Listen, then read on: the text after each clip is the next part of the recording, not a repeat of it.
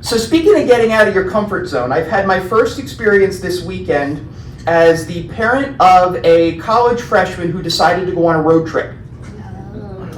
Did any of you experience that as parents? Okay. Did any chaos ensue for your child during said road trip? No? I was hoping I was going to get some advice. I don't remember. Because, so Matthew is a freshman at the University of Hartford in Connecticut. And he decided, with unbeknownst to us initially, that he was going to book himself a flight to go visit a friend at Virginia Tech this weekend. Oh yeah. So it just gets more entertaining. Okay, so how does Dad find out about this initially?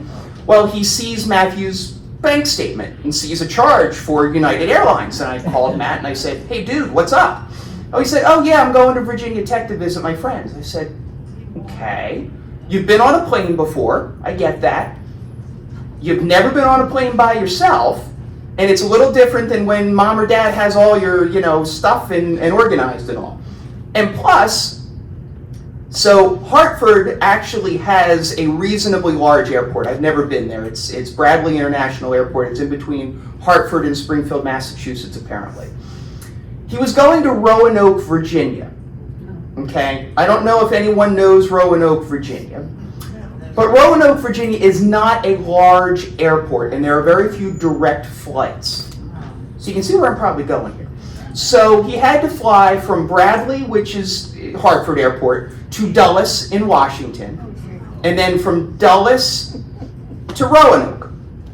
So, no, he didn't have any luggage, thankfully. He only had a backpack to take, so that made it a little bit easier. And in today's day and age, for better or worse, you can track everything with this, unbeknownst to perhaps your child. So, yeah, Marlene. Does his mother know? His mother knew. Oh yeah, we're all in the loop here. So he gets there Friday, reasonably unscathed, except for the fact that he was expecting his friend and his friend's roommate to pick him up at the airport on Friday, only to find that the friend's roommate had a test Friday afternoon and had no ability to go get him at the airport. So that was frantic text and phone call number one. I'm stuck at the airport, how am I going to get there? So we find out there's this thing called the Smart Bus, whatever. It goes from Roanoke to Blacksburg, where Virginia Tech is, which is all fine and good. He gets there, has a nice time, come on in, has a nice time, and so then we get to Sunday night. Okay. And that's when the real fun begins. So like I said, Roanoke is a small airport. I think there are 6 or 8 gates at the most, okay? And not a lot of flights, mostly small little regional planes. So his flight was supposed to be Roanoke to Dulles at 7:45 p.m. and then Dulles back to Hartford. He got back in like 10:30, 11 o'clock at night. They canceled the flight out of Roanoke. So then we get frantic phone call number 2. They canceled my flight. And like I said, Matthew he's been on a plane, but he's never traveled by himself and never had to deal with any of that kind of stuff. And of course, Kim and Samantha and I, we had gone to New York yesterday to see a show. So we're driving home. So there's not a whole heck of a lot we can do when we're in the car hearing this frantic message. We get home, Kim jumps on the one computer, I jump on the other computer. We're trying to rearrange flights, do this, do that. The boy's wigging out because he doesn't know where he's going to go, what he's going to do. Long story short, which this is becoming a long story, so I'll cut it short. He was able to get himself a hotel room. The airline took care of that. They were able to get him rerouted. So now he's going from Roanoke to Atlanta. And then he sees the flight. So I sent him a picture of the flight information once I got it. And he sees, oh my gosh, I'm going to be stuck for 2.5 hours in Atlanta. And he said, I hope they have some food there. This is what an 18-year-old boy thinks about, okay? I said to him, Matthew, Atlanta is one of the busiest airports in the world. I'm pretty sure they'll have some food for you. 2.5 hours in Atlanta, and then Atlanta back to Hartford. He gets back into Hartford, 6 o'clock tonight. Problem is he misses classes today. So now we need to deal with, notifying professors and being a responsible adult, and one of his classes is bio lab, which is an important lab, which he's doing just marginally okay in. So the boy has had a life lesson this weekend, and mom and dad have gotten a lot more gray hair this weekend. So with that, we're hoping the boy makes it back to Hartford. He's at the airport in Roanoke as we speak, the beauty of being able to find out where he is and what he's doing.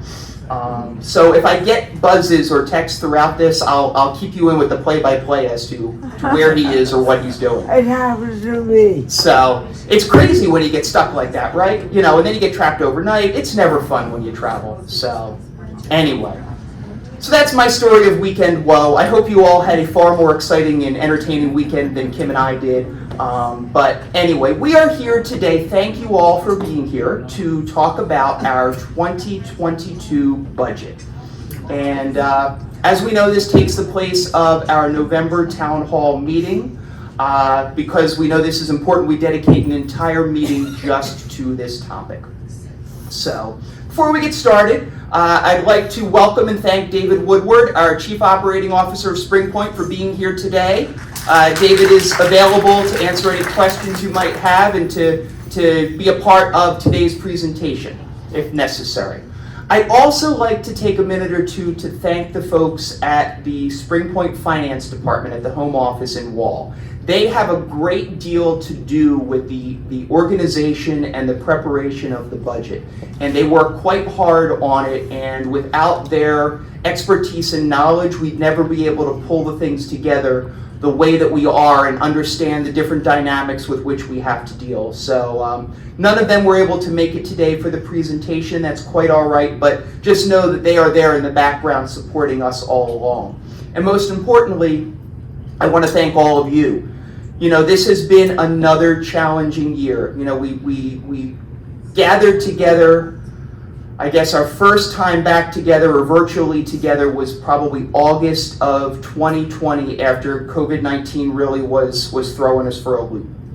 And I never would have thought, here we are, 15 months after that first virtual town hall meeting, and we're still dealing with stuff that's COVID related and various other things that, while they may not be directly COVID related in terms of the virus and the lockdowns and the safety things that we had to deal with all throughout 2020, it all still lingers. And it's been a struggle, and it's been a challenge for all of us, and it's been a struggle, and it's been a challenge for all of you, I know. And what gives us comfort is knowing that all of you recognize the challenges, are supportive of what we've been doing, offer great feedback on what we can continue to do the best we can for all of us under what are really, the word unprecedented feels like it's overused at this point, but I've never dealt with anything like this. It's just been unbelievable. And knowing that all of you are there to continue to support us and understand what we're trying to deal with is really, really meaningful. And I thank all of you for that support and understanding all of the uncertainty that we're facing. So with that, let's go ahead and get started. What we'll do, just so everybody knows, we'll roll through the information just like we do at a regular town hall meeting. And I'll ask that you hold your questions until the end. And we will get to all of your questions that you may have. But I want to get through all of the information first because it might answer a question or two along the way. So let's start by sort of giving ourselves a little bit of a refresher on the year that was, or almost was, 2021. Obviously, we've already talked about it. We're focused on health, safety, well-being of all of our residents and our team members throughout the COVID-19 pandemic. We've seen ups, we've seen downs, we've seen steps forward, steps back, but always at the forefront of every decision and everything we've done is trying to keep that focus on the health, safety, and well-being of everyone here at Monroe Village. E-Wing fire alarm system. I feel like every year I stand up here and tell you about a fire alarm system. It's been a multi-year project that we've talked about, and a very important safety project that we've talked about. Our existing fire alarm system is, or was, original to the building, so from the late 80s. And what we have been doing, while it's still functional and still works well, year by year we have been going around the building replacing one wing's worth of fire equipment at a time, because to be honest, it's a substantial investment in each wing. So this year we did the E wing, so we've done A, B, C, D, E. Next year's F, and you'll see about that in a minute. That will be our last fire replacement of the fire alarm system. We've talked about programs and events. We saw the pictures there. We see the pictures every month. More things going on, more opportunities for you to get engaged and involved, more locations to do things. We've spread our wings from just here in the auditorium. We go out to the fitness center. We have things in the community room. We do things in the club room. We do things downstairs in the creative workshop. And we've done a lot of things outside, which I think has really been one of the great things, I guess, if you want to call it that has come out of the pandemic, is using our outdoor spaces more and finding ways to enjoy the natural beauty of the campus, and I think that's great. Another big highlight, we've had almost 50 new residents move into Monroe Village during 2021. We're not quite at 50, but we're getting close, and by the time we reach the end of the year, I think we may hit that number, which is really amazing, and that speaks highly, again, of all of you and the environment that you create and how warm and welcoming that is for other folks to come and be a part of our community. So I think that's something that we all can really, really be excited about, really be proud of our community and the fact that other folks want to come and join us and be a part of all the fun that we have. So how does the budget process work? It's pretty crazy. It starts back in July for the coming year. So it's almost a 6-month process. It starts with all of our department directors taking a look at all of their expenses, trying to understand and forecast what the future will bring. It also takes them the time to look and see, are there opportunities for them to reduce costs or to make changes that won't impact the quality or the caliber of the service you receive, but we might be able to do it in a more financially advantageous manner. They look at all of those things, and I can't thank all of the department directors enough for their efforts in reviewing their budgets, for continuously looking for ways to maximize value to all of you as residents in the service that they provide.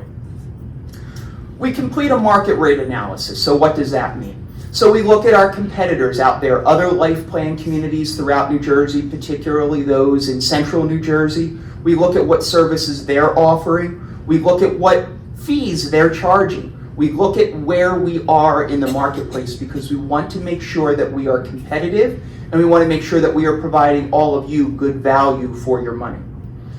We take a look at the projections. We try to forecast out for the rest of the current year, because that helps give us a guide to where the next year is going to take us. We look at the projections, the expenses, and the things we're assuming for the coming year, and we review all of that with the Financial Advisory Committee and the Executive Committee. And I'd like to give a round of applause to the folks that are on our Financial Advisory Committee and the Executive Committee for their input into the budget process this year. These are all volunteers, and they are folks who act on your behalf and give us, from a management and administration standpoint, good feedback on the desires, the wants, the needs of the residents, and also allows me the opportunity to speak with them about the realities of where we are as an organization and what the market is. So we have good dialogue back and forth, and it really is a good opportunity for everyone to get an understanding from a leadership standpoint of where we are and where we're headed. Once the Financial Advisory Committee and the Executive Committee review and vote on the budget, what they're voting on is essentially to authorize your resident trustee, Marie Eppinger, who's here someplace. I know I saw Marie, there she is. The feedback from a resident perspective that she then takes to the Spring Point Resident Trustee Board. And Marie is very good at speaking on behalf of the residents. She knows her stuff. She comes to me with questions ahead of time. We review information so that she can be a good representative for all of you at those board meetings. So I'd like to give Marie a round of applause as well.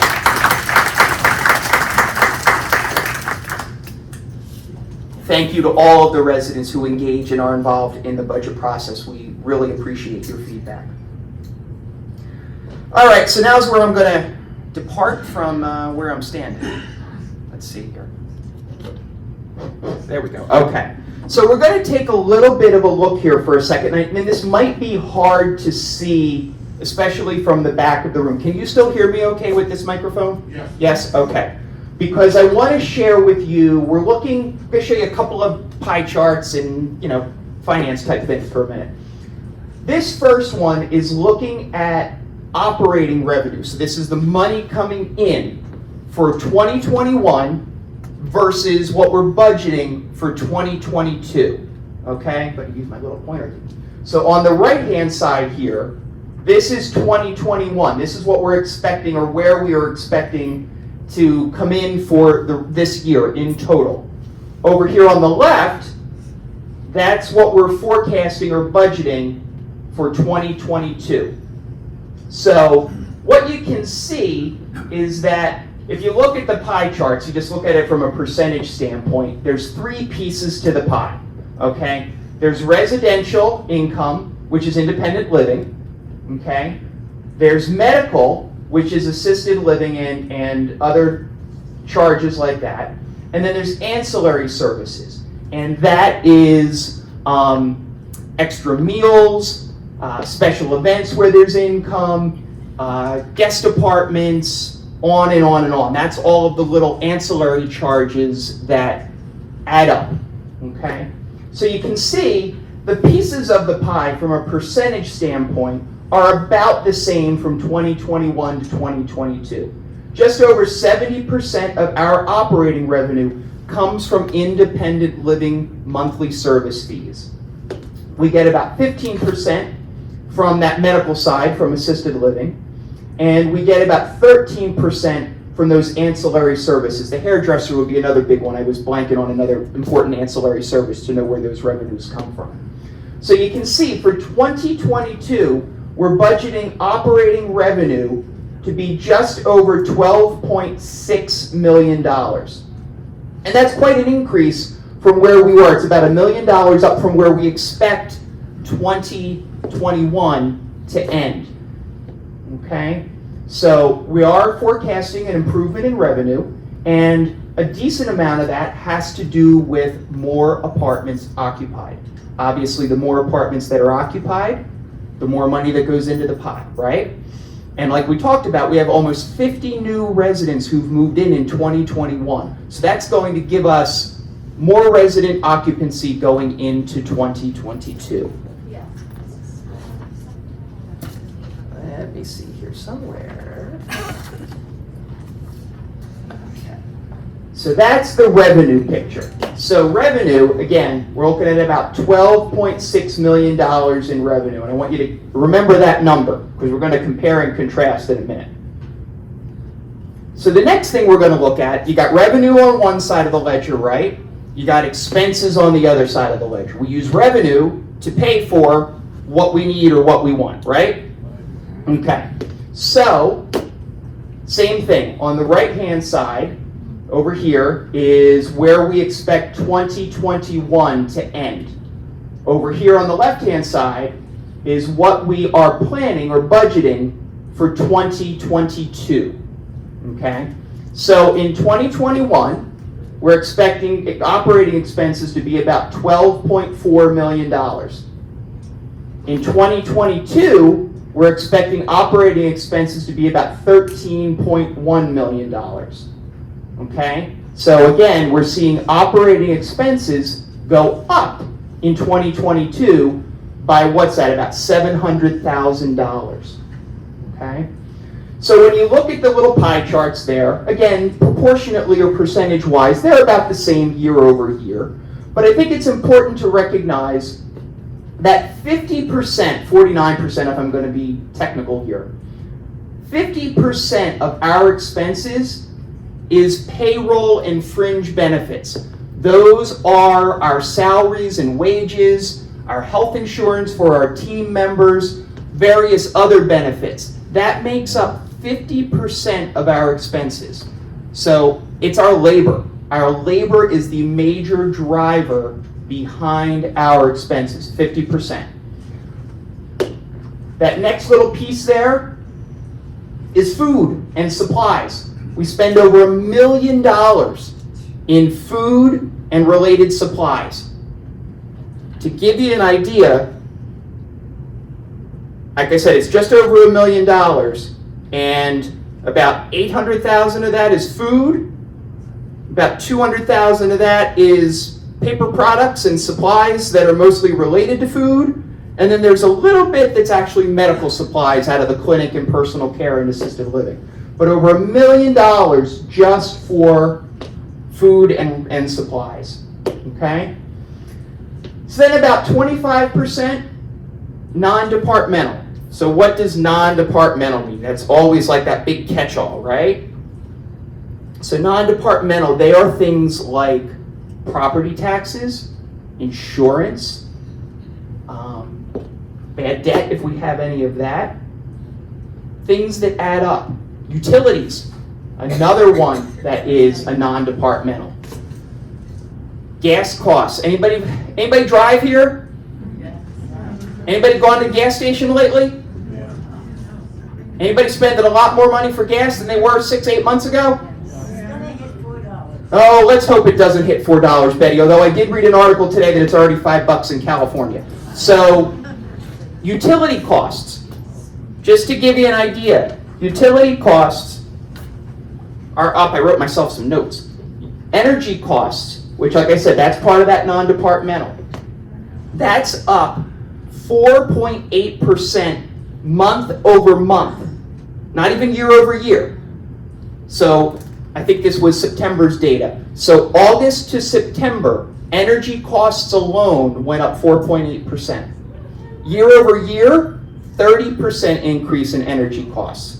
Us in particular, we do a lot with natural gas at our communities. That's actually up 40% year over year. So a lot of tough stuff there. Insurance is up. Liability insurance is up quite a bit as well. So there's a lot that goes into that non-departmental. And if you look at it, it's actually going from about 3.1 million to about 3.3 million. So there's quite an increase in that non-departmental area. The last little piece, shouldn't call it little, it's almost $2.3 million, is what falls into other.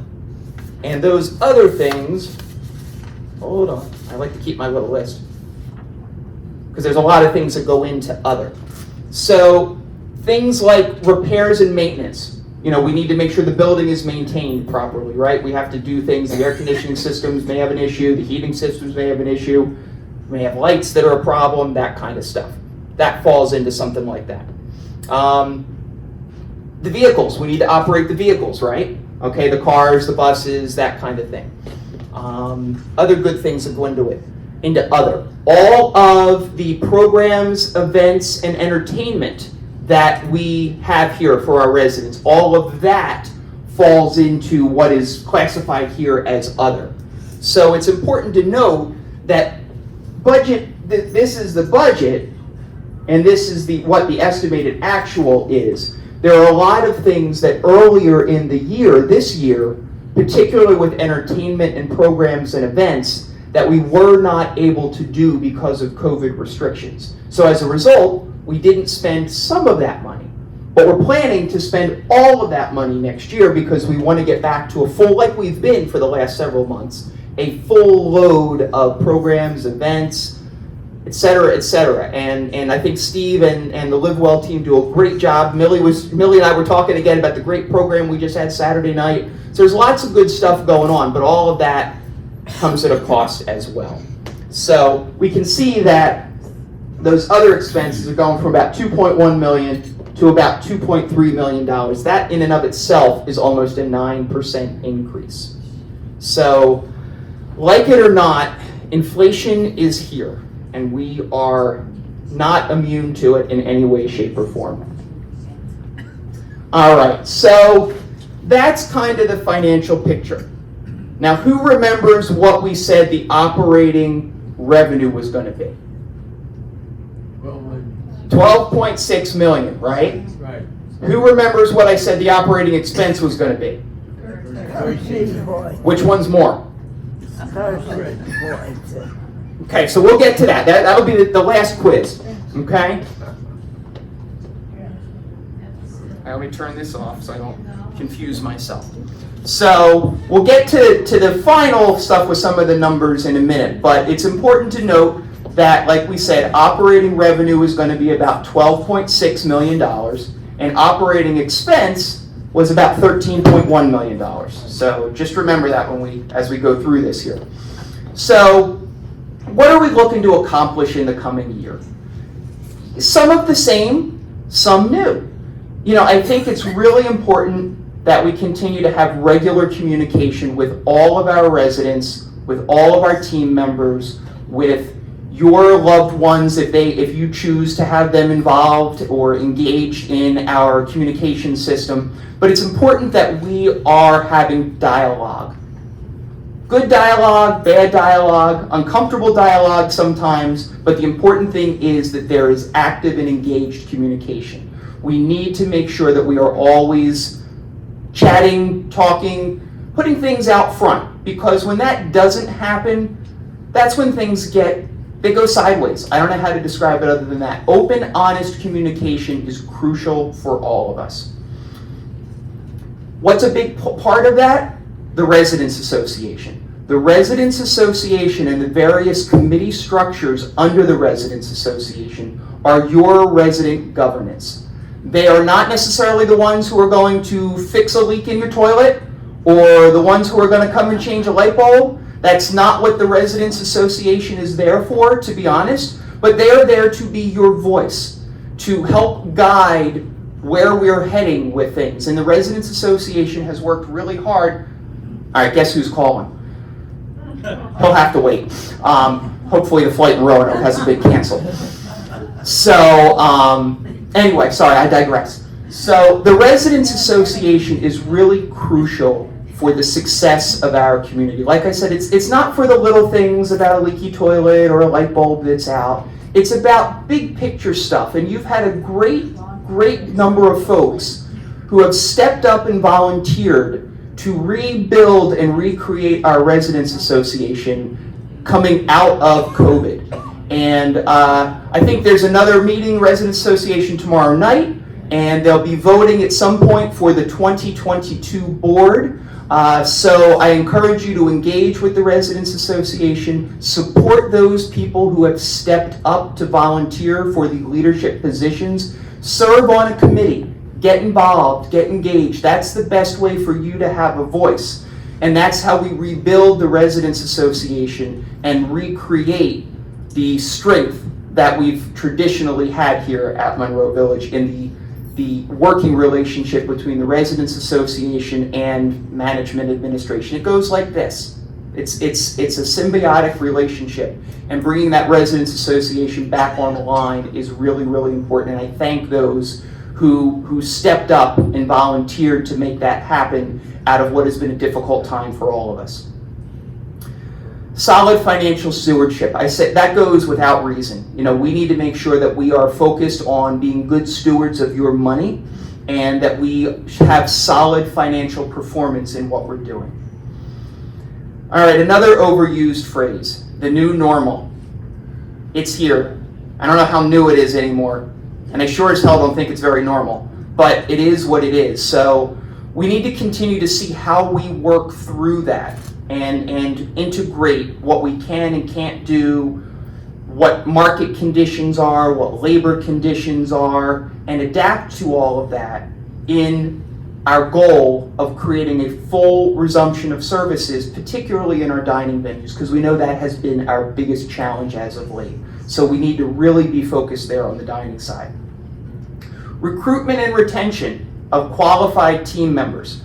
And we want good people. We don't just want warm bodies. Warm bodies don't do us any good.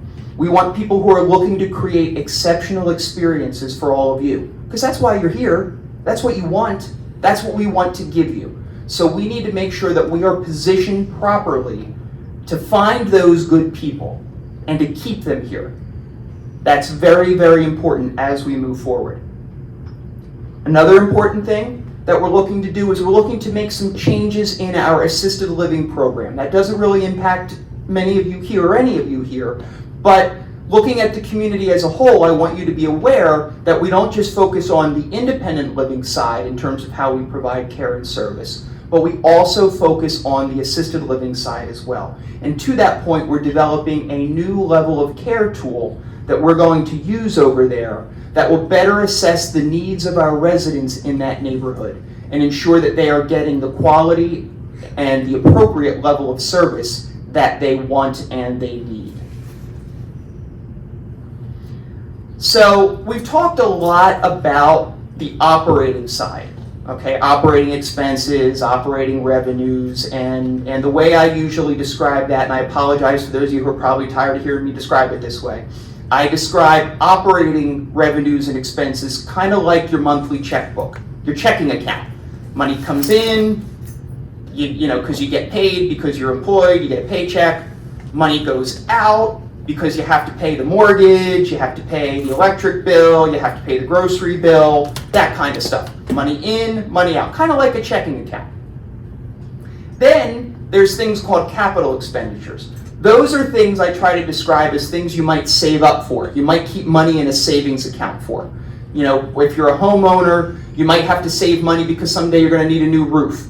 Or someday your water heater is going to go and you need to replace your water heater. Those are things that you save up for, that you hopefully plan for, and put money aside little by little to be able to do it.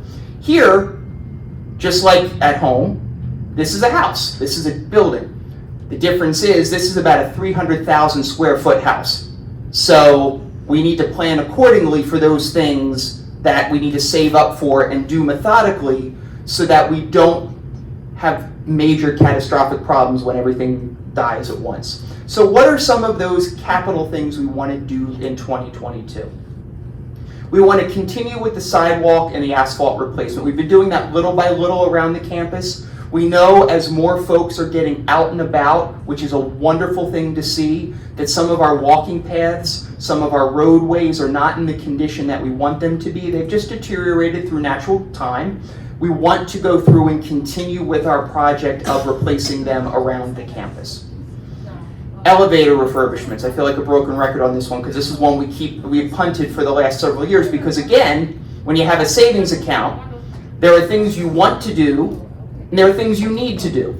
You know, I may want to replace the countertops in my kitchen and get rid of the whatever's there and put in granite, but I may not be able to do it because I need to replace my roof. Same sort of thing. Elevator refurbishments sort of fall into a wants versus needs thing. We needed to replace a lot of the guts and the mechanicals of the elevators, the unsexy stuff as I call it. And if you recall, if you've been with us for a few years, we did all of that over the last several years. Now we're looking at doing the interior of the elevators, to pretty them up, to clean them up. That's more of a want versus a need. But we have been working with a designer, and we do have a plan for elevator refurbishments that we look to do in the coming year. Master plan development. That's looking at the whole campus and thinking long range about our future. So what do we want to try to accomplish in 2022 as far as the master plan? We've done such work, you know, inside the building. And I think everybody can attest to the general look and feel inside our building versus where it was even just a few years ago. We now want to look outside. So we're going to start at our main entrance. We're going to look there at what that looks like, how appealing that is. You know, curb appeal, that's a big term, right? Along with that main entrance goes landscaping. We need to develop and work on a master plan for landscaping. It may start small, and it may take several years. You know, landscaping is a big thing and usually not inexpensive. but we know that the landscape around this campus has not gotten the attention that we would like it to, and we want to make that a greater focus of our master plan as we continue to go forward. We've done some things this year. We've redone the parking lot entrance areas. They've all turned out nice. They were small projects, don't get me wrong, but we want to continue to work on the landscape. New equipment for the bistro and the main kitchen. We have stuff that the equipment, some of it down in the main kitchen is original, so it dates back to the late 80s or early 90s. It's time for some of that to be replaced. And in the bistro, while that equipment is not old, what we're finding or what we're adapting to is the preferences and the desires of our residents and what you want us to serve in that bistro. So sometimes that means we might need to change out some of the equipment. Maybe it's better served, the piece of equipment going down to the main kitchen than taking up space in the bistro. So we're looking at all of that. We want to make sure we're taking care of those things. Fire alarm system. I told you this is the last one. F-Wing. We are on to the F-Wing fire alarm system replacement this year. Apartment renovations. That's something that just needs to continue. That's an ongoing project. As apartments turn over, those that are not up to our current standards do get renovated. And that is a big part of attracting new residents to come into our community as well. We want to make sure that, again, looking across the landscape, across the market, that we are competitive in terms of what our offer is for new residents coming into the community. Touchtown. So Touchtown is the system that does the video screens up at the concierge desk, down by the restaurant, also what powers channel 1979, also what powers, if any of you have the Amazon Alexa in your apartments and have signed up for the service, you can say to your Alexa, if you've signed up, what are the programs today at Monroe Village? I forget what the catchphrase is, but you can talk to Alexa, and Alexa will tell you what's going on at Monroe Village. We want to continue with enhancements to that program. It's going to integrate with our website, so it'll give folks another location to see all of what's going on here at Monroe Village. More enhancement, more information, more communication, all really important stuff. And then assisted living, as I said, we don't want to forget about them. We are planning to do some additional work in the activities areas in our assisted living neighborhood. A few years ago, I guess it was last year, just before COVID, we did some nice enhancements to the hallways in the assisted living neighborhoods. Now we want to follow up and do some work in the activities areas. All right. So, what does all of that mean? What are we assuming in the 2022 budget? We're expecting 46 new residents to move in 2022. It's a slightly aggressive number, but I don't think it's an unachievable number by any stretch. As I said, we're looking at 50 move-ins this year, and we continue to see really, really strong interest in the marketplace. Oh, is Matthew calling one of you? No? Okay.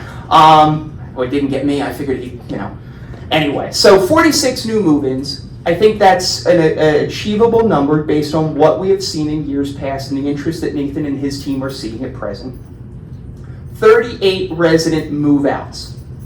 Now, when I say a move-out, that can mean a couple of different things. It may mean an independent living resident who transfers to assisted living or over to Village Point. It could mean an independent living resident who chooses to move out of the community altogether to go live with their family. Or it could mean an independent living resident who passes away. We do expect 38 move-outs in 2022, which is a little less than we've seen in years past, but definitely a little more than what we're expecting to experience this year. So we're trying to be appropriately thoughtful in our guesstimation in terms of move-ins and move-outs. So what does all that mean? That means that occupancy in assisted living, occupancy in assisted living is going to be just over 80%, which is an average of 207 apartments occupied in 2022 in our independent living neighborhoods. We're expecting almost 93% occupancy in assisted living, which is 26 out of our 28 apartments in the assisted living neighborhood occupied. In addition, we also have, for the first time in a very, very long time, several couples residing together in assisted living. So that's a nice thing to see as well.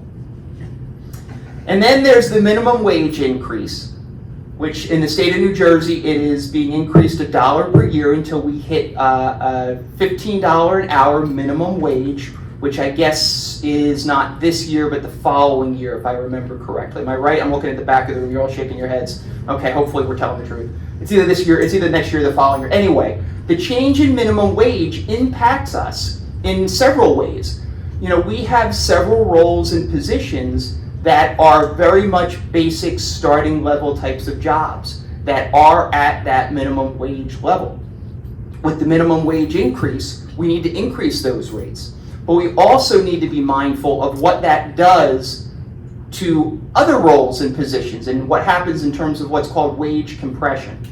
So it's important to note that $37,000 of additional expense in our budget in the coming year is solely related to those people who need to be raised up to what will be the minimum wage in 2022.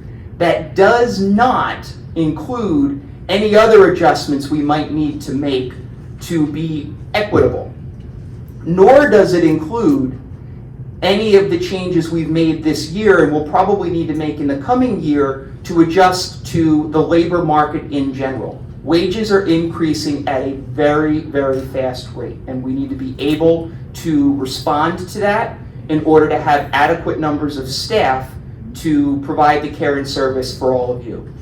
To give you a little bit of perspective, in the month of September, 4.4 million people in the United States quit their jobs. Now, does that mean that all of them didn't go to another job? No.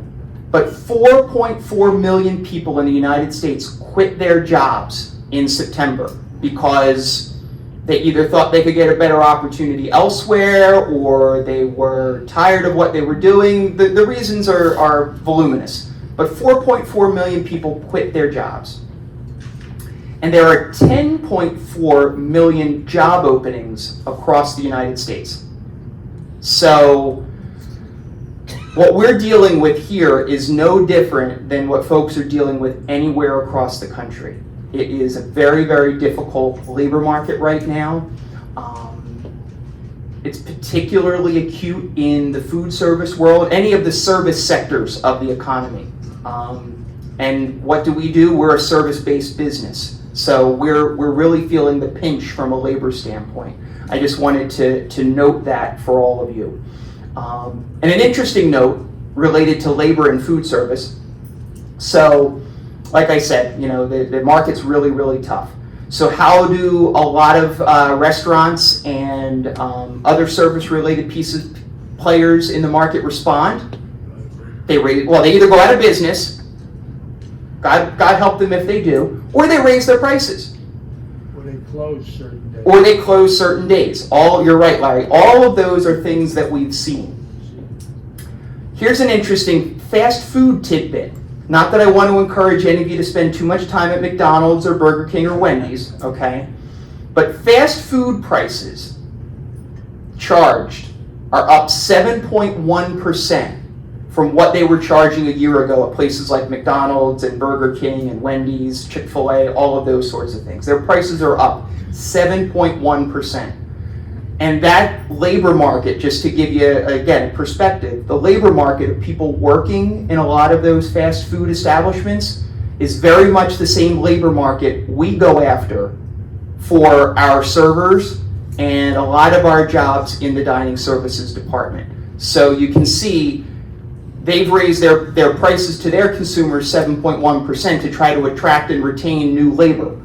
It's a challenging market out there. It's really, really tough. Inflation in general, it's up 6.2% year over year. I talked about energy costs. We know that. We know what Social Security is doing. Your cost of living adjustment is going to be 5.9% next year, which is great that it's 5.9%, but there's also a reason why it's 5.9%, right? Because inflation is out there and it's hitting us in all ways. I don't know if anybody saw the article or the data drop from Medicare late Friday night about Medicare Part B. All right, so here you go. Medicare Part B premiums are scheduled to go up over 14% next year. And your co-insurance equally, or your co-pays rather, I should say, equally up over 14% next year. Not a great situation, but again, indicative of the inflationary times that we are all facing right now. And a lot of stuff is going up in a lot of ways. And our job is to be good financial stewards for all of you, to make sure that we are providing the best care and service possible at the best value that we can, given all of those market factors and all of those things that are going on. You know, we have not seen inflation like this, I'm going to say, in the better part of 20 years. You know, I don't actively remember the late 70s, but from, you know, my reading, I'm a little nervous about what happened during that time potentially being repeated now. So we need to be aware, be conscious of what we're doing, be thoughtful in the decisions we're making, but also recognize the realities of the world we're living in right now, which makes things very, very challenging for all of us. So that being said, that's the state of the world, that's the state of Monroe Village, that's where we're looking to go in the coming year. So the big question, what does all that mean? So, independent living monthly service fees are going to be increased by 4.9% across the board for all independent living residents.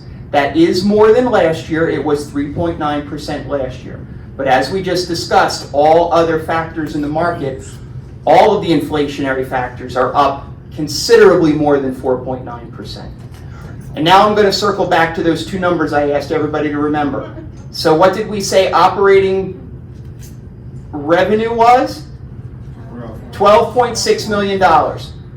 Operating expense? 13.1. And that was the one thing I didn't even talk about down here, was the last point on that slide. An operating loss or deficit of $453,701. So we have made a conscious decision to operate Monroe Village at a deficit next year, so as not to increase monthly service fees an exorbitant amount. If our goal was to break even financially, which if you've ever operated a business, your goal isn't usually just to break even, it's actually to make money, right? If we were to look to break even next year, we might have been facing a rate increase double what we are proposing. But we don't think that's right. We don't think that's fair. We think that's putting too much burden on each and every one of you from a financial standpoint. So what we're going to do is operate at a loss, which we've done for the last few years, and we're using our cash reserves, back to that savings account that I talked about, in order to supplement that operating loss, because we don't want to create a circumstance or a situation where it might be too rapid of a rate increase for many of you. So as I said, 4.9% rate increase. Assisted living, we're not doing a rate increase on the monthly service fees in assisted living, and let me explain why. If you remember earlier on, I talked about two different things. One was how we do a market rate analysis. We look at our competitors, other communities, what are they charging for similar services? And when we did that market rate analysis, what we found was that we were significantly over market rate in assisted living. We're charging a lot more than some of our competitors. So we need to be thoughtful about our monthly service fees, that we don't continue to put ourselves at a point where we're no longer an attractive option. But then there's another thing we looked at and realized when we did our competitor analysis, and it was the second thing I mentioned about assisted, or one of the other things I mentioned about assisted living, was that we were going to implement a new level of care structure, okay? Our level of care structure as it currently exists has only 3 levels. Most existing communities out there have anywhere from 5 to 6 different levels of care.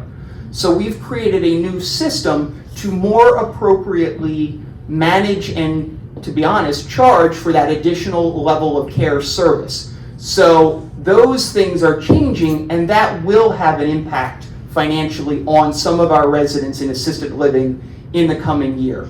So looking at the market, we realized we needed to change up the way we were doing some of our things in assisted living and go a little less on rate increases that are the same for all, and look a little more at a fee-for-service model where those who are utilizing more services are paying more for the service they receive.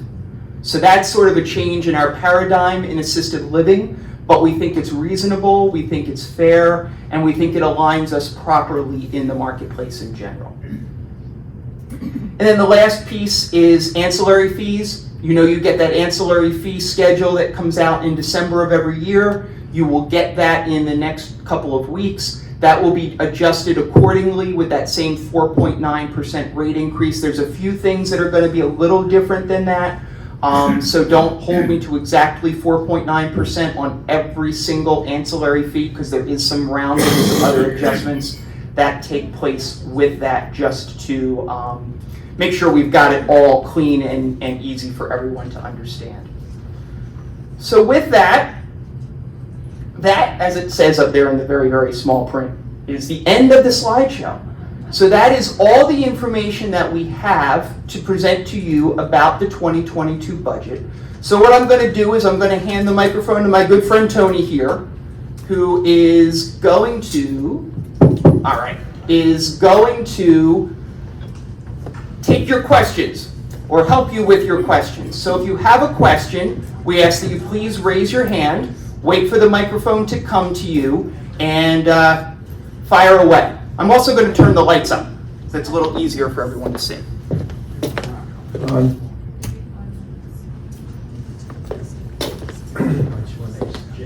Yes, sir. Jay, Yes, sir. you show a deficit of $453,701. Yep.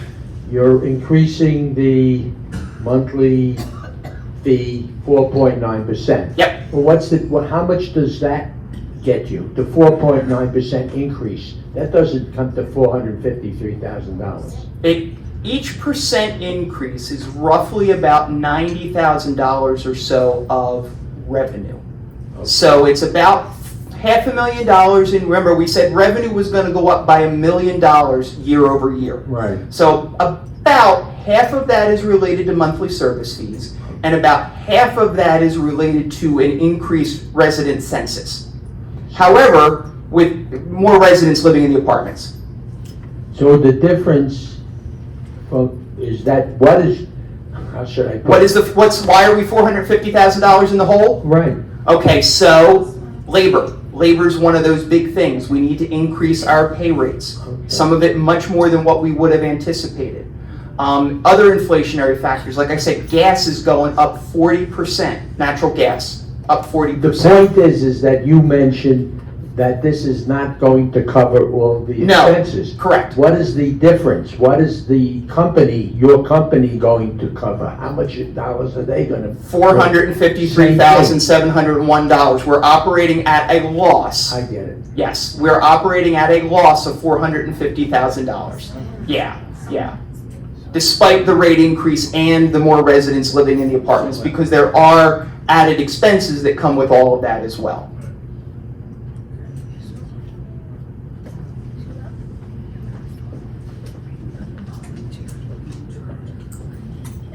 My question is really not related to finances, but in a way it is, because it's dining services. Thanksgiving is coming, and we seem to on our long day's journey into hell, take 2 steps forward and 1 step back. What, if anything, is being planned to make Thanksgiving a bit more festive? Thanksgiving right now is a bit of a moving target, Betty, and we expect to have more to communicate by the end of the week regarding what Thanksgiving in the restaurant is going to look like. We're facing a lot of challenges from a labor perspective. We're also facing a lot of challenges from a supply chain standpoint in terms of what we can even get in. Our goal is to make Thanksgiving as normal as we possibly can. What that means, it's still a moving target, I'm going to be honest with you. But more to come by the end of the week on that. okay? Thank you. You're welcome. I think Phil had a question, and Ethel has a question over here.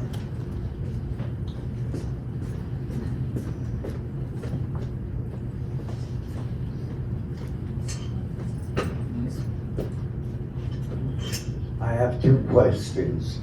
Number one, the ancillary fees. I've discussed this with you several times. Mm-hmm. In the fees, you state that any bandage changing in an apartment would cost $25. You have no consideration in the ancillary fees for a situation where the nurse comes to the apartment twice a week, twice a day for medications. Mm-hmm. There is no extra work involved in their coming to the apartment and changing a bandage. I think that should be changed. Okay. Well, I appreciate your feedback on that, Phil. I'm not sure if it's $25 or if it's a little different, but I'll take your word for it because I It don't is remember. I don't $25. remember off the top of my Believe head. me, I paid a lot of Mhm. money this year for that. Right. And that's one of those things, to be honest. You heard me talk a little bit about assisted living and why we're changing levels of care so that people are paying for the service that they receive as opposed to everyone sharing equally in the bill. Ancillary services are something that falls into that category as well. There are two approaches toward ancillary services. It can be either where everyone pays and subsidizes, or those who utilize the service pay proportionately for what they use. And we try to find a happy medium on those things. Are some of them perhaps what you judge to be a little pricey? They might be, and I understand that. But we do look at when we do those things, what is the cost of providing that service? And we try to hit a number so that it is actually revenue neutral, meaning the cost of providing the program in total of personal care actually is covered by what we charge. Now, I'm going to be honest with you and tell you it's operating at a deficit. So if we really wanted to make it revenue neutral, our ancillary fees would actually be a bit more than they are because it's very expensive to run that program. Does that help you as an individual consumer? No, it doesn't, and I understand that. But we do look at it with some thought and some reason as to why we charge what we charge, and it's very, very planned out and methodical that way. You have to realize also that the clinic is not open on weekends, Mhm. so that if we wanted to go to the clinic, which we were really discouraged from doing, Mm-hmm. it seems they didn't want us down there. They came up with all kinds of stories about they don't have time to do it down there, they don't have space, they're too busy, they're short a nurse. We've got every one of those stories. Mm-hmm. Well, I'd be happy to talk to you about those individually because that's a little frustrating to me because the clinic should It's not certainly a be personal able to. thing, Jay. It's No. I know it's no. I don't take it frustrating from you, Phil. Where I'm frustrated is we should be able to provide you that service in the clinic. You're right. You're right. We should be able to do that. So I'd like to talk to you about it individually so I can learn exactly what reasons you were given so we can work to correct them. Because if you want to have the service down in the clinic on the days and the times that the clinic is open, we ought to be able to accommodate you. That's reasonable. My second comment, Yeah. and not a question, a comment. I appreciate the inflationary increase in costs, but boy, I have lived here now for a little over 3.5 years. In that time, the menus have fallen down unbelievably. I look forward to the duck, which I thoroughly. You can't make this up. You can't make this up. That's Matthew calling. All right, we're all just going to sit here for a minute because this is the safest place to be. But we are going to close the door. That's the fire alarm. So I know our trusty team just disappeared out the back door to find out what's going on. So, is everyone comfortable with, if we carry on, I can't get it to silence right away until they make sure they know what's going on. We have 3 emergency exits right here in the event that we need to evacuate. But we're fine until we find out otherwise. What is it? Gotcha. Okay, it sounds like a little steamy in the bistro. Ah, there we go. All right, apropos to Phil's question about food, or comment about food. So, okay, Phil? All right, so we'll come over to Ethel. She had a question over here.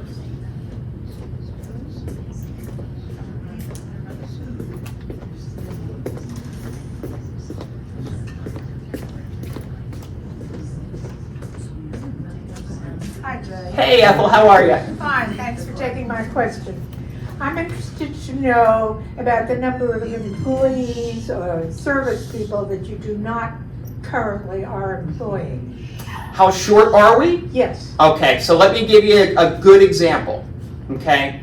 Let's talk about the dining room, which is an area I think that everyone is certainly focused on and probably understands, okay? Or understands the best because it's the most interaction you regularly have with our team, and everyone has that interaction. On any given night, just downstairs in the Fireside Restaurant, our goal is to have 10 servers, okay? That relates to about 16 residents per server as far as the number of people that go through the restaurant on a given night if it were open the way we would want it to be, okay? 10 servers. That's not including the host and hostess or any of those folks who are doing the other things. To have 10 servers on any given night, we typically employ somewhere around 30 people. Because remember, we're talking about kids primarily, right? We're talking about a part-time job. They work, 4 hours a night, a couple of nights a week. They're high school students. They have schoolwork. They might be involved in athletics or other extracurricular activities. So they may not be available every night. So we we'd like to employ somewhere in the neighborhood of 30 servers so we can have 10 on any given night. Okay, everybody follow that? 30 people to have 10 on a night. Right now, we have about 10 servers employed. We'd like to have 30. We have about 10.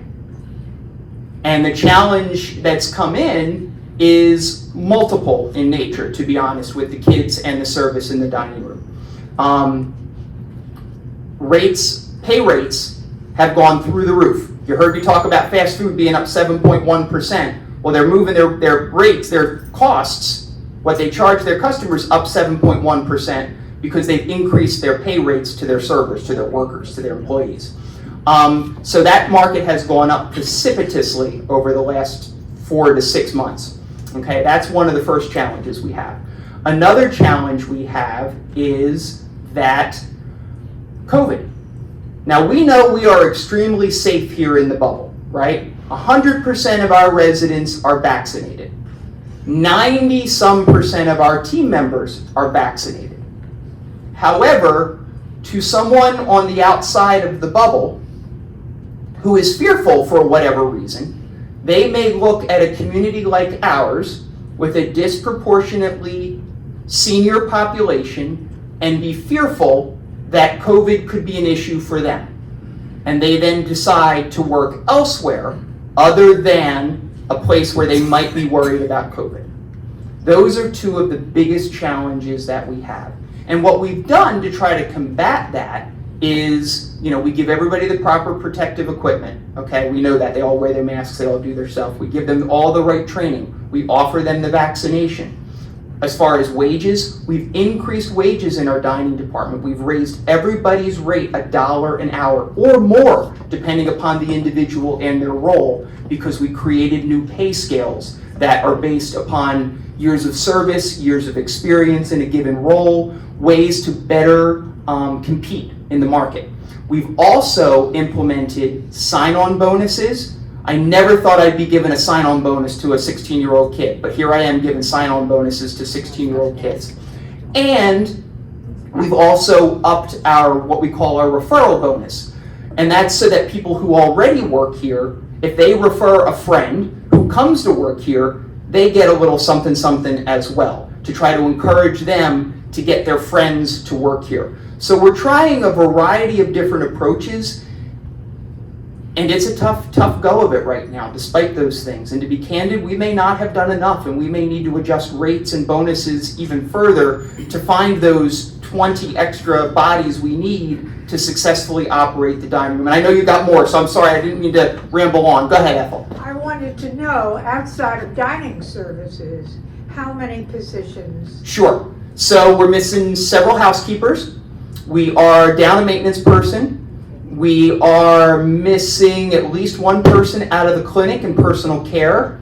We were missing a nurse that we recently were able to replace, who will start next week.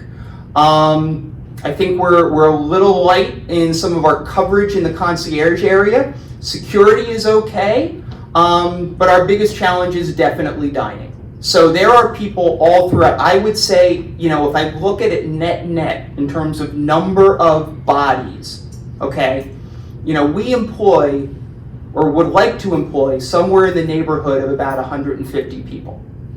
Just for Monroe Village. I'm not talking about Village Point across the street. That's a whole nother kettle of fish, okay? But here at Monroe Village, if we want to employ about 150 people, we're probably right now employing less than 120. So hopefully that is temporary, God willing. but in the meantime, isn't there a lot of savings in that? Well, there is, but there isn't. There is some savings in that, in some of the labor, but what we've also had to do is pay a lot of overtime. People are working extra shifts. They're working more than what we budgeted for them to do, so that overtime pay is part of the challenge. In addition to that, we've raised rates from where we budgeted them. Pay rates from where we budgeted them. So that's an expense that wasn't planned, that erodes at any of those savings that might be there. And that's just labor we're talking about. We've talked a lot at various town hall meetings about other expenses that have risen precipitously that were not budgeted. Paper goods is a big part of that. We've spent hundreds of thousands of dollars on paper goods.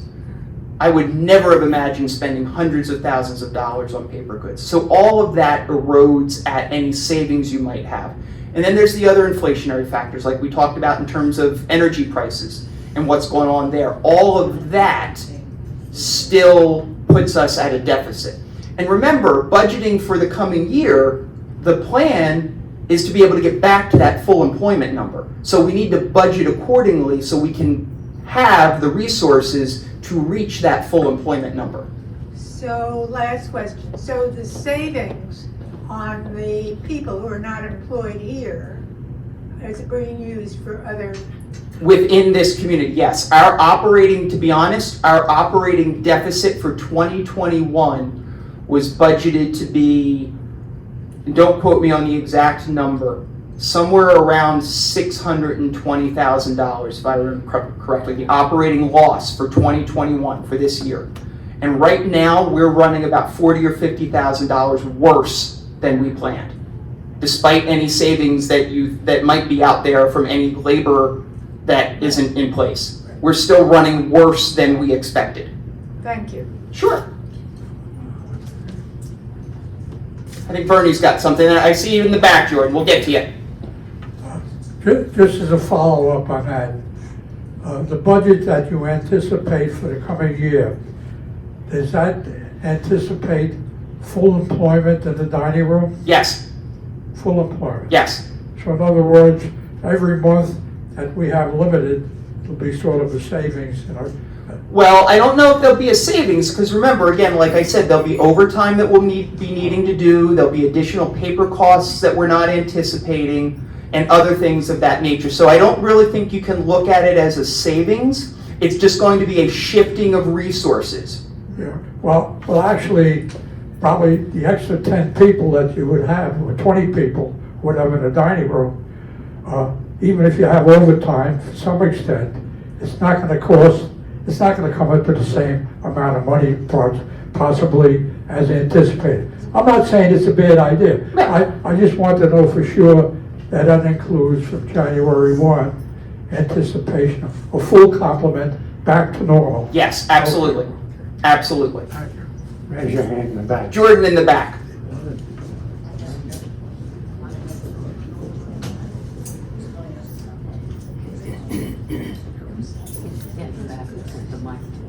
We spoke about ancillary fees they employ, and I spoke to you earlier in the week about that. How we can possibly get them through Medicare and Medicaid in order to facilitate her expense. Right. Well, unfortunately, we are not, for some of those ancillary fees that you're talking about, particularly through the clinic or personal care, we are not a Medicare certified provider for some of those things, and in order for it to cover your benefit, you would need to require home care. And there are certain qualifications that go into one being deemed homebound, and yes, I'm using the air quotes, homebound, because that's a Medicare term.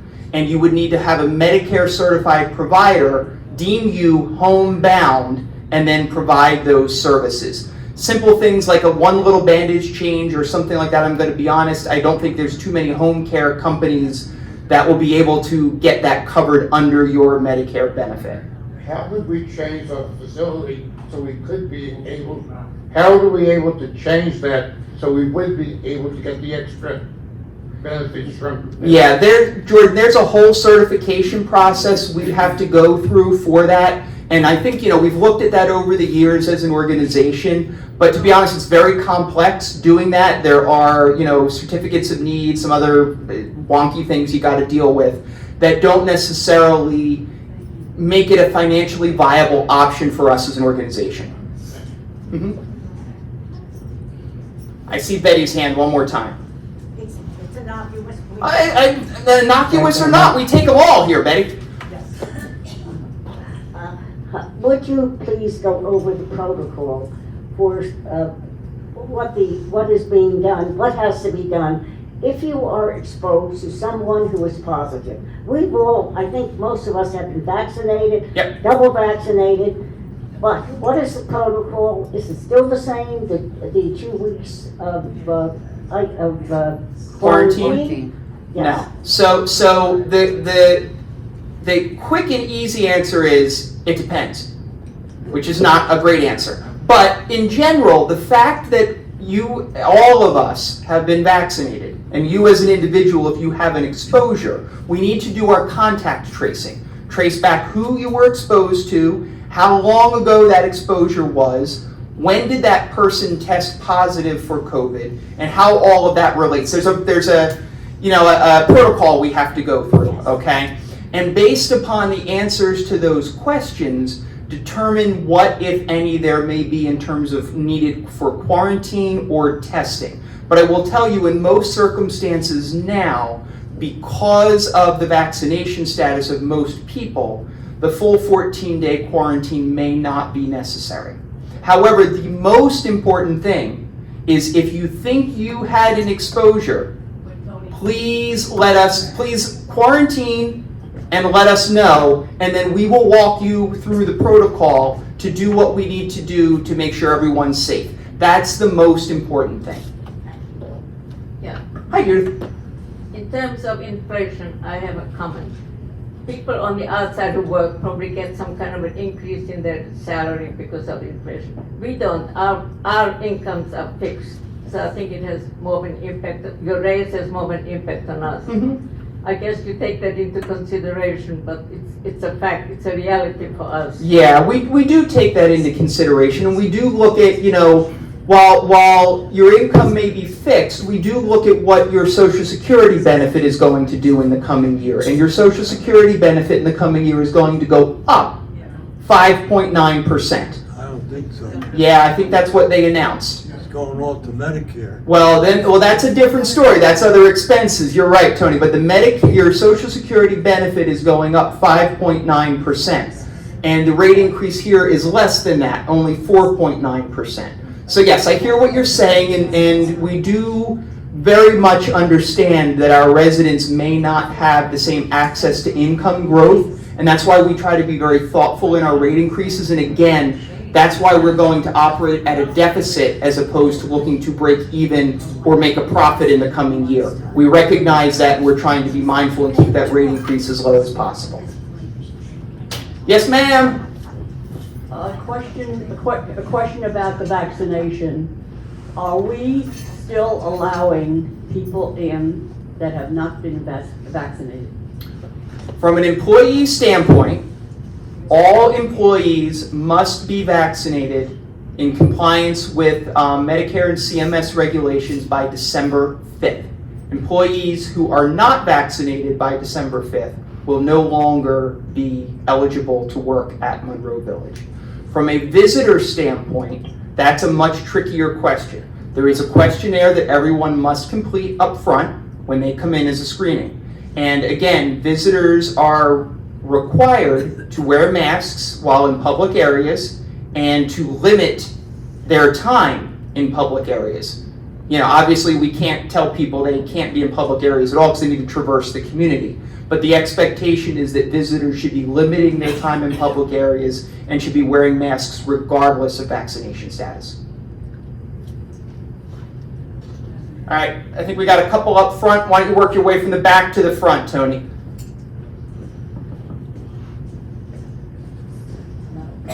I'm concerned about why we are doing landscaping at this point. Why don't we put it off? Because from one of the meetings I recall, it was like you're looking to get $40,000 more. Right, and that It's like the right time to do it. Right, so that project, well, it's funny you mention that. So that project is actually what we've called the Gateway to Monroe Village, and that is a philanthropy project. That is something that we are doing a fundraising campaign for through the Spring Point Foundation. That does not impact this budget in any way, shape, or form. I think Ann had a comment or a question. My question is about the lighting in the courtyard, and I understand there's nothing in the budget that is being taken care of. Well, I don't think that's exactly accurate, Ann. Some of that lighting really is in the operational piece with repairs and maintenance. And the lighting that we've talked about in your courtyard in particular, one of the challenges that we're trying to determine is where that short is, because it's underground wiring that clearly goes out when we get weather, when we get rain. So tracing back that line is something that we're working on and trying to figure out where it can be. It's not easy, and I know that's frustrating, but we are keeping on top of it as best as we can. We also want to make sure that we're maximizing safety as well as maximizing good use of our dollars. Well, it isn't safe to have the lights out, and they're out when it's dry. They're not out periodically. Mm-hmm. So is that going to be taken? That's something we're continuing to research and work on, absolutely. Right, Yep. Mm-hmm. I think Evelyn's got one up front. We will allow our illustrious elder stateswoman to close the meeting. Also, August, right, Evan? I know it's difficult for me to, for you to understand me. That's okay. I understand that, but I would like to know if there's any consideration for those who have only the 15 meals a week on the dining. Is there any consideration on what the return will be? Okay, so the question was, you know, that there are a couple of different meal plans, the full meal plan, the 15, and the 0. And Evelyn, if I understand you, your question is that credit going to change at all in 2022 if you take a reduced meal plan? And the answer is no. At this point in time, that is not changing. Okay, Okay? that's what I wanted to know. Yeah, of course. All right, we got one more in the back.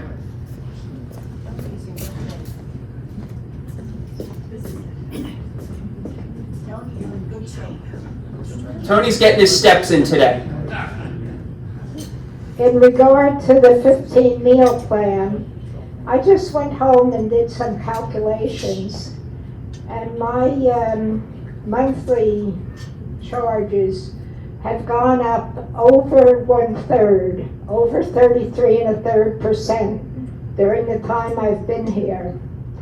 And I'm still getting the same $125. There's something wacky about that. Okay. Something we can certainly evaluate in future budgets, absolutely. All right, going once. Oh, Larry's got one more. I want to spell it out for everybody. All right. Raise your hand. Tony, come back up front. Larry's got one more. All the way up front. Larry, raise your hand for Tony so we can see it.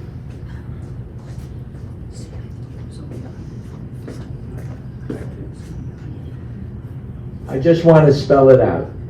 I started with this, I'm finishing with it. Yes, sir. Okay. We are going to pay, I'm giving round numbers. Our increase is about $500,000, and I'm giving it a round number. Yeah, okay. And Spring Point's is the other $500,000 for around $1 million deficit, am I correct? Well, we're operating at a $500,000 deficit, all of which is being covered by the reserves at Monroe Village. Okay, Yes. that's what I wanted to make sure. Yes, they we are were- operating at a loss. Yeah, some of us are putting up and they're putting up. Yes, Okay, thank you. of course. All right. Well, I need to find out if my son is on an aircraft to Atlanta right now. I went through that. God willing, he's getting there, Evelyn. I don't know. We'll see what the phone call I got was. So, again, thank you for your time today. Thank you for your patience and your good questions today. And as you receive your individual letters with your rate increase, feel free to reach out to me or to anyone else with any questions that you may have. All right, thank you all so much. Best wishes for a happy Thanksgiving. Thank you, everyone.